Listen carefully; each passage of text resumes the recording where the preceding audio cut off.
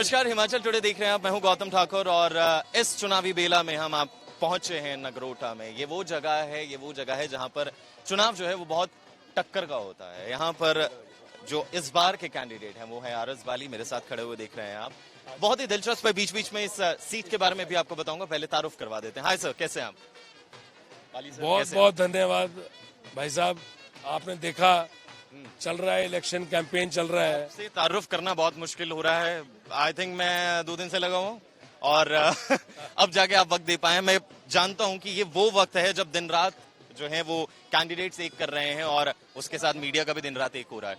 सो कैसा चल रहा है? पहले आपके कैंपेन के बारे में बात करें। देखिए, मुमता पंचायत में है। ये सारी महिला शक्ति आप देख सकते हैं साथ में है। मेरे पिताजी के पुराने साथी हैं, कांग्रेस के अभूतपूर्व कार्यकर्ता हैं, जो दिल जान से कांग्रेस के लिए इतने सालों से लगे रहे। सब लोग समर्पित लोग कांग्रेस के यहाँ पे। एक दिलचस्प चीज ये है कि आपको जानू कह के बुलाया जाता है। मेरी बड़ी क्यूरियोसिटी थी, ये जानू कहाँ से शब्द जो है वो शुरू हुआ? मेरे पिताजी ने मेरा नाम रखा जानू, और वो जानू बोलते थे। अपनी स्पीच में भी जानू बोलते थे। वो जब उनका कोई भी भाषण होता था तो वो अपना मुझे जो एड्रेस करते थे वो बोलते थे कि जानू यहाँ बैठे हैं। तो ऐसे ही फिर सबका, क्योंकि जानू ही उन्होंने बोला तो सब लोग जानू बोलते हैं। बच्चे हैं, भाई हैं इनके, ऐसे। तो मतलब आप पूरे नगरोटा के जानू हो गए हैं अभी। अच्छा, जोक्स अपार्ट, चलिए थोड़ा माहौल हल्का होना चाहिए। हिमाचल में, पूरे देश में आरएस बाली को जानू के नाम से भी जाना जाता है। बिल्कुल बिल्कुल, एक पेट नेम है। कहते हैं कि माहौल थोड़ा हल्का रहना चाहिए, बहुत स्ट्रेस जो है वो रहता है। तो चलिए अब सीधे कुछ सवाल करते हैं।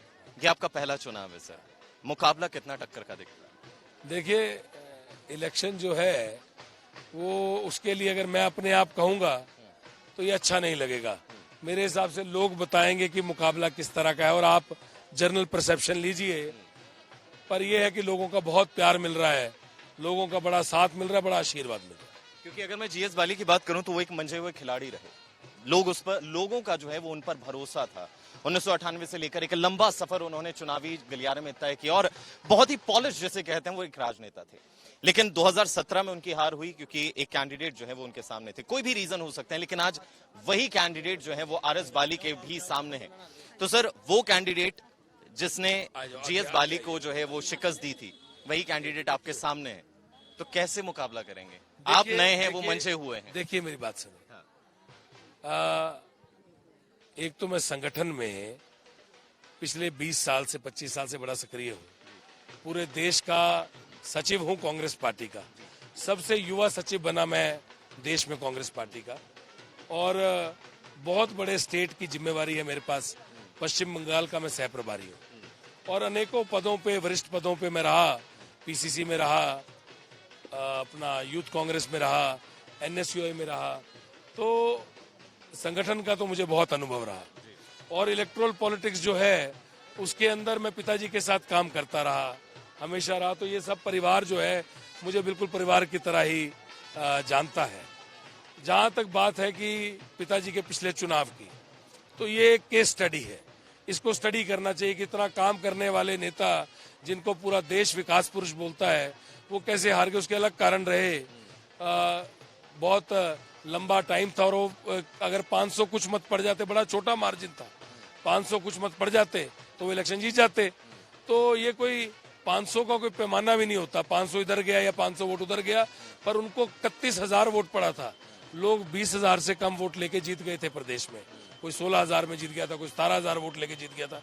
वो 31,000 वोट पड़ा और तब भी वो 500 कुछ वोटों से, अगर जो भी रहा मार्जिन। अब एक बात बड़ी अहम है कि कारण जो भी रहे हो, हार जीत हो जाती है।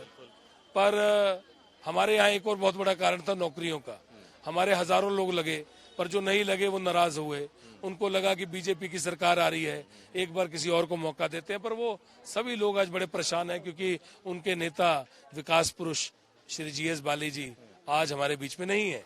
तो बहुत ज्यादा दुख है, हमारा दिल बड़ा व्यथित है, बहुत परेशान है।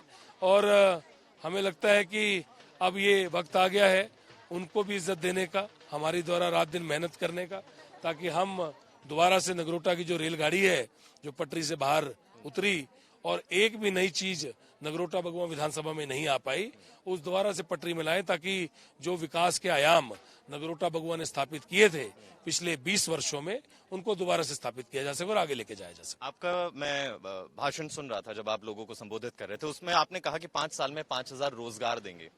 क्या स्कीम है, कैसे देंगे? देखिए, पहले भी हजारों लोगों को रोजगार मिला, नगरोटा बगुआ में हजारों लोगों को रोजगार पहले भी मिला। हमने 5,000 का आंकड़ा जो रखा है ये मिनिमम रखा है। हम 5,000 लोगों को सरकारी और गैर सरकारी रोजगार देंगे।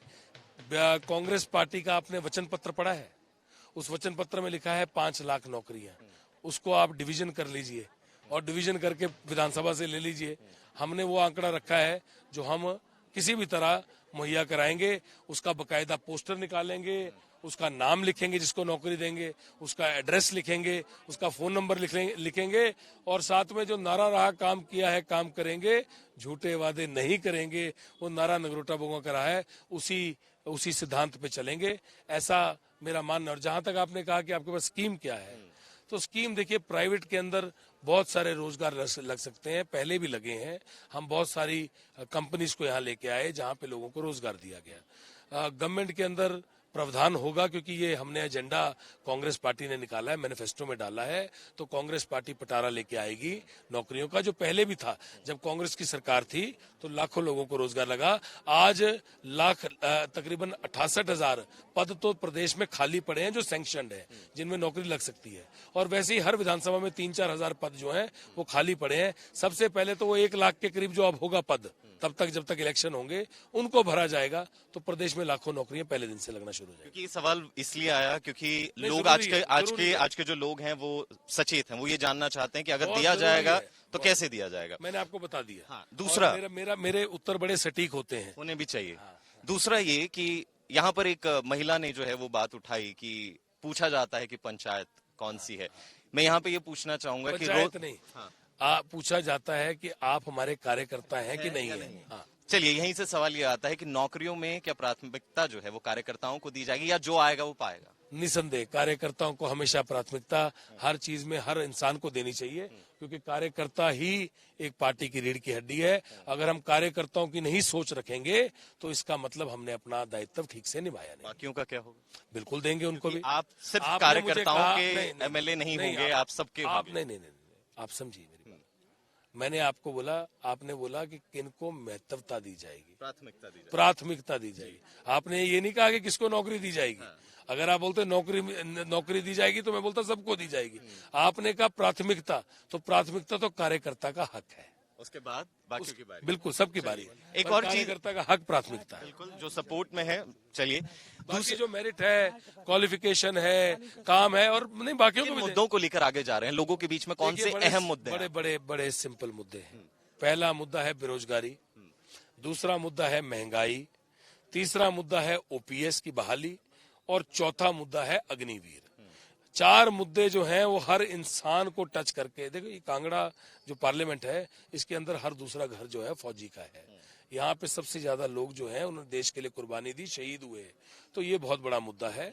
ये 4 मुद्दों को जो मुख्य रूप से मैं पर्सनली अगर अपने आप को बोलूं तो ये 4 मुद्दों को लेके ही आगे जा रहा हूँ। बली सर, आप कई पदों पर रहे हैं, तो एक थोड़ा सा ऊपर उठ के सवाल ये है, लोग बहुत डिमांड कर रहे हैं कि महंगाई है, इस चीज को लेकर आवाज उठ रही है, अपोजिशन भी ये बात कह रहा है कि महंगाई है। मान लीजिए कि हिमाचल में गवर्नमेंट बनती है कांग्रेस की, तो क्या महंगाई कम होगी? कम का मेरा ये मतलब है कि अगर सिलेंडर 1100 रुपए है तो क्या वो वापस 500 पे आएगा? पेट्रोल जो 100 रुपए पार है, क्या वो वापस 60 या 70 नहीं आ सकता। देखिए, आप जनता के दिमाग में सवाल आता है। नहीं, आप समझिए, बड़ी इंपॉर्टेंट चीज है। बहुत सारी चीजें हैं जो स्टेट गवर्नमेंट जो है जिसको कंट्रोल करता है, जो वो चीजें हैं उसको जरूर स्टेट गवर्नमेंट कम करा सकता है। जैसे मैं आपको बताता हूँ, छोटा सा सीमेंट कंपनी स्टेट गवर्नमेंट के यहाँ पे सीमेंट बनाती है, पर सीमेंट यहाँ पे बड़ा महंगा बिकता है। सीमेंट बनता हिमाचल में है पर पंजाब से महंगा हिमाचल में बिकता है। तो आप इन चीजों को कंट्रोल में कर सकते हैं।